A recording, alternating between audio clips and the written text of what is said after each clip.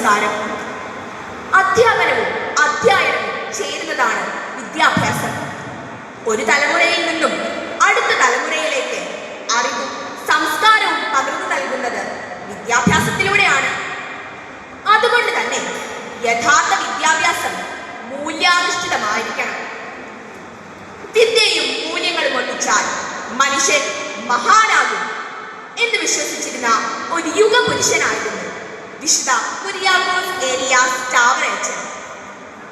സഹജീവികളോട് സഹാനുഭൂതി, ദയ, സ്നേഹം, കരുതൽ എന്നീ മൂല്യങ്ങളെ അടിസ്ഥാനമാക്കിയുള്ള ഒരു വിദ്യാഭ്യാസ ദർശനമായിരുന്നു വിശുദ്ധ ചാവറയച്ചൻ്റേത്.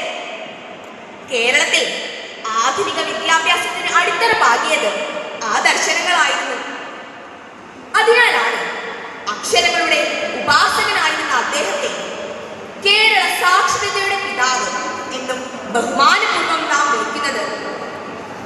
കേവലം അറിവ് നേടുക എന്നതിലുപരി സമൂഹത്തെ ഒന്നായി കാണുവാനും എല്ലാവർക്കും തുല്യനീതി ഉറപ്പുവരുത്തുവാനും മാനവിക മൂല്യങ്ങളോട് ജീവിക്കുവാനും പ്രാപ്തരാക്കുന്ന ഒരു സമഗ്ര വിദ്യാഭ്യാസ പദ്ധതിയാണ് അദ്ദേഹം നടപ്പിലാക്കിയത്. അതുകൊണ്ട് തന്നെയാണ് കാലത്തിന് മുൻപേ നടന്ന നവോത്ഥാന നായകൻ എന്ന് പ്രൊഫസർ എം ശ്രീധരമേനോൻ അദ്ദേഹത്തെ വിശേഷിപ്പിച്ചത്. മൂല്യാധിഷ്ഠിത വിദ്യാഭ്യാസം സമൂഹത്തിന്റെ നിലനിൽപ്പിന് തന്നെ അനിവാര്യമാണെന്ന് വിശുദ്ധ ചാവറയച്ചൻ അടിയുറച്ച് വിശ്വസിച്ചു.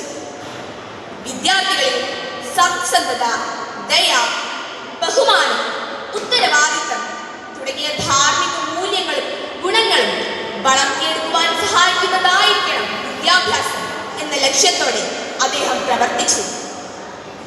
ബൗദ്ധിക വളർച്ചയെ ധാർമ്മികവും ആത്മീയവുമായ വികാസവുമായി സംയോജിപ്പിക്കുന്ന ഒരു വിദ്യാഭ്യാസ സമ്പ്രദായമാണ് അദ്ദേഹത്തിന്റെ ദർശനങ്ങളിൽ ഉണ്ടായിരുന്നത്. ഓരോ പള്ളിയോടൊപ്പം പള്ളിക്കൂടം എന്ന അദ്ദേഹത്തിന്റെ വാക്കുകൾ കേരളത്തിന്റെ സാമൂഹിക നവോത്ഥാനത്തിന്റെ ആദ്യ കാഹളമായിരുന്നു. വിശുദ്ധ ചാവറയച്ചന്റെ ജീവിതം തന്നെ മൂല്യങ്ങളുടെ ഒരു മാതൃകയായിരുന്നു.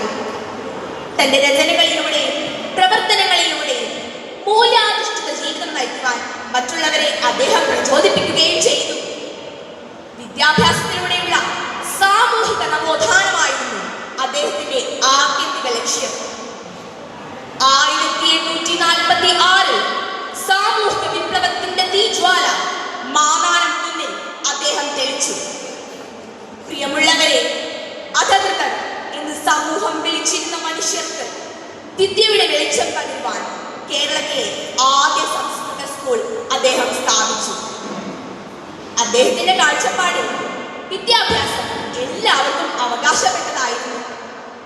സ്ത്രീകളുടെയും കീഴടക്കപ്പെട്ടവരുടെയും സാമൂഹ്യ ഉന്നമനം ലക്ഷ്യമാക്കിയുള്ളതായിരുന്നു വിശുദ്ധ ചാവറയച്ചന്റെ വിദ്യാഭ്യാസ ദർശനങ്ങൾ.